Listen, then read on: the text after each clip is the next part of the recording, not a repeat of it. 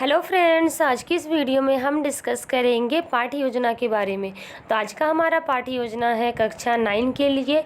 विषय है हमारा अर्थशास्त्र, प्रकरण है हमारा भारतीय अर्थव्यवस्था में संचार का योगदान। तो चलिए वीडियो स्टार्ट करते हैं। तो चलिए देखते हैं कि आज की इस पाठ्य योजना को हम लोग किस प्रकार से बनाएंगे। तो जिस प्रकार आप सभी को मैंने पहले भी वीडियो में बताया है कि पाठ्य योजना बनाते वक्त हमें छात्र अध्यापक या छात्र अध्यापिका का नाम लिखना होता है, हमें विद्यालय का नाम लिखना होता है, हमें दिनांक, कक्षा, अवधि, कालांश, कौन सा पीरियड है, ये सारी चीज़ों को हमें लिखनी होती है। ठीक है, इन सभी चीज़ों को लिखने के बाद हम लोग अपना पाठ्य योजना लेसन प्लान को लिखना स्टार्ट करेंगे। तो हमारा लेसन प्लान लिखने के लिए हमें चाहिए शिक्षण बिंदु। तो हमारा टीचिंग पॉइंट है दूरसंचार का योगदान, दूरसंचार के योगदान वाले प्रमुख क्षेत्र, दूरसंचार के माध्यम से रोजगार के अवसर। ठीक है, चलिए आगे है हमारा उद्देश्य लिखेंगे हम लोग। तो ज्ञानात्मक उद्देश्य में हमारा जाएगा छात्रों को दूरसंचार के अर्थ का प्रत्यास्मरण कराना। बोधात्मक उद्देश्य हम लोग का जाएगा छात्रों को दूरसंचार के योगदान का बोध कराना।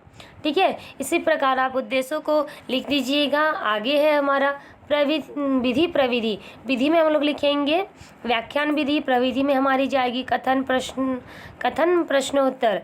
ठीक है, सहायक सामग्री में हम लोग का जाएगा मॉडल व चार्ट का उपयोग। हम लोग किस प्रकार बच्चों को मॉडल के थ्रू बताएंगे कि ताकि बच्चे अच्छे से समझ पाए उस चीज़ को।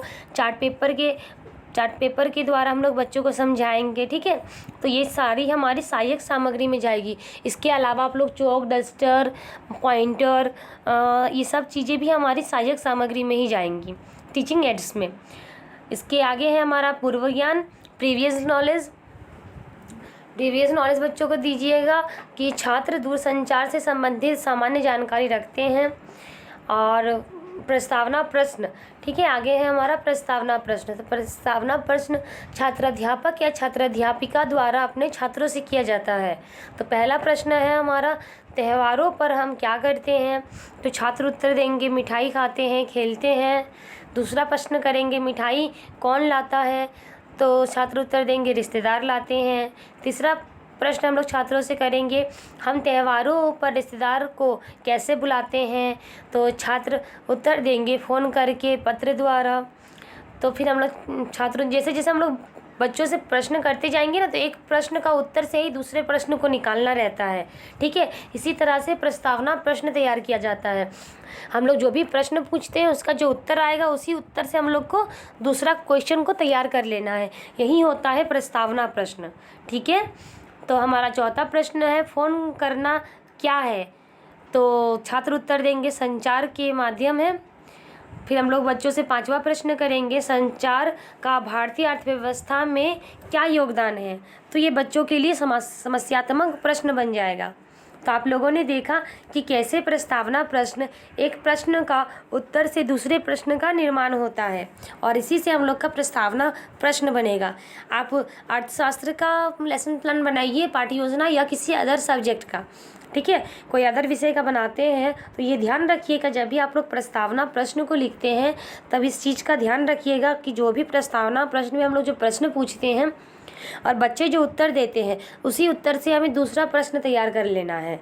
ठीक है, यही कक्षा में भी यही चीज़ होती है। जब बच्चों से हम लोग दूसरा प्रश्न करते हैं फिर उसका जवाब देने के बाद बच्चों से हम लोग उसी उत्तर से तीसरा प्रश्न तैयार करते हैं। और प्रस्तावना प्रश्न एटलीस्ट क्लास में जब टीचर एंटर होते हैं और बच्चों से जब प्रस्तावना प्रश्न पूछते हैं तो वह कम से कम 3 होने चाहिए। ठीक है, और लास्ट प्रश्न हमारा हो जाता है समस्यात्मक, जिसमें छात्र उत्तर देने में असमर्थ होते हैं और वही हम लोग का उद्देश्य कथन बन जाता है। तो आज का हमारा उद्देश्य कथन है आज हम भारतीय अर्थव्यवस्था में दूरसंचार के योगदान का अध्ययन करेंगे।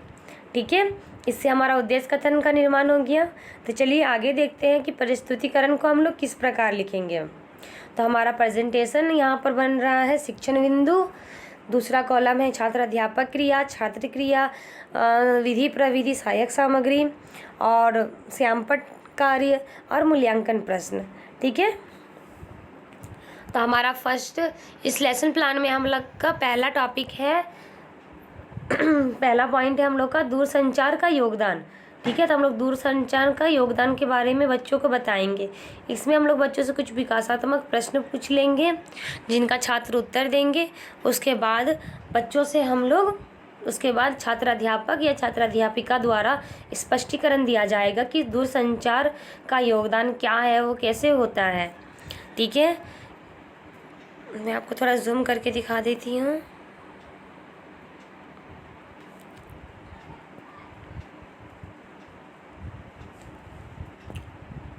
ब्लैक बोर्ड वर्क में आप लोग लिख दीजिएगा प्रकरण भारतीय अर्थव्यवस्था में संचार का योगदान। ठीक है, इवैल्यूएशन में हम लोग मूल्यांकन में कुछ प्रश्न करेंगे बच्चों से, जैसे संचार विकास पर कैसे प्रभाव डालता है, संचार जो है वो विकास पर कैसे प्रभाव डालता है, संचार आपस में लोगों को कैसे जोड़ता है। ठीक है, यह हमारा मूल्यांकन प्रश्न बन गया, या हमारा ब्लैक बोर्ड वर्क बन गया। ये हमारा दूसरा पॉइंट है संचार का योगदान वाले क्षेत्र। इसमें बच्चों से कुछ विकासात्मक प्रश्न पूछेंगे जिसका छात्र उत्तर देंगे। इसमें मूल्यांकन प्रश्न बच्चों से करेंगे। व्यापार में संचार का क्या महत्व है, हम घर पर बैठकर विद्यालय की शिक्षा कैसे प्राप्त कर सकते हैं। ठीक है, जैसे अभी हम लोग ऑनलाइन पढ़ाई चल रही है ना, तो ये सब किसके माध्यम से हो रहा है, संचार के माध्यम से हो रहा है। इन्हीं चीज़ों को बच्चों को बताना है हमें। उसके बाद जो भी हम लोग बच्चों को जो भी टॉपिक बता रहे हैं उसी चीज़ को छात्र अध्यापक या छात्र अध्यापिका उसका स्पष्टीकरण देंगे, उसके बारे में बताएंगे। जैसे छात्र अध्यापक द्वारा स्पष्टीकरण दिया जा रहा है कि संचार का योगदान वाले क्षेत्र कौन कौन से हैं, तो संचार का निम्न क्षेत्रों में योगदान है, व्यापार में, शिक्षा में, चिकित्सा में, मनोरंजन में, वैज्ञानिक क्षेत्र में आदि। ठीक है, ये सारे क्षेत्रों में संचार का योगदान है। जब छात्र अध्यापक या छात्र अध्यापिका द्वारा स्पष्टीकरण दिया जाता है तो छात्र उस चीज़ को ध्यानपूर्वक सुनते हैं कक्षा में। ये आपका ब्लैक बोर्ड वर्क हो गया कि वे क्षेत्र जिसमें संचार का योगदान है, इसी चीज़ को हम लोग 1 बाय 1 लिख देंगे ब्लैक बोर्ड पर। हमारा तीसरा बिंदु है संचार में रोजगार के अवसर। ठीक है, अब संचार में रोजगार के क्या क्या अवसर हैं बच्चों को बताएंगे। तो इसमें बच्चों से कुछ विकासात्मक प्रश्न करेंगे हम लोग जिनका छात्र उत्तर देंगे।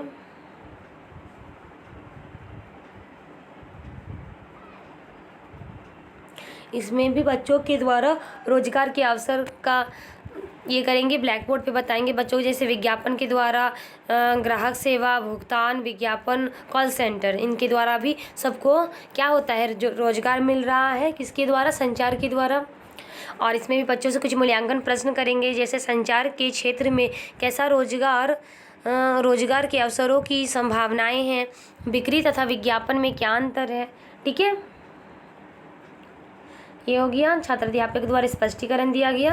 अब हम लोग बच्चों से कुछ पुनरावृत्ति प्रश्न करेंगे, रिकैप्चुलेशन प्रश्न करेंगे, क्वेश्चन करेंगे। जिसमें पहला क्वेश्चन है हमारा, हम त्योहारों पर रिश्तेदारों को कैसे बुलाते हैं, हम खबरें कैसे सुनते हैं, दुकानों पर किसकी आवश्यकता होती है। ठीक है, इस तरह हम लोग पुनरावृत्ति प्रश्न करेंगे बच्चों से कुछ। गृह कार्य देंगे बच्चों को, होमवर्क, जिसमें बच्चों के लिए होमवर्क रहेगा छात्र घर से आधुनिक संचार व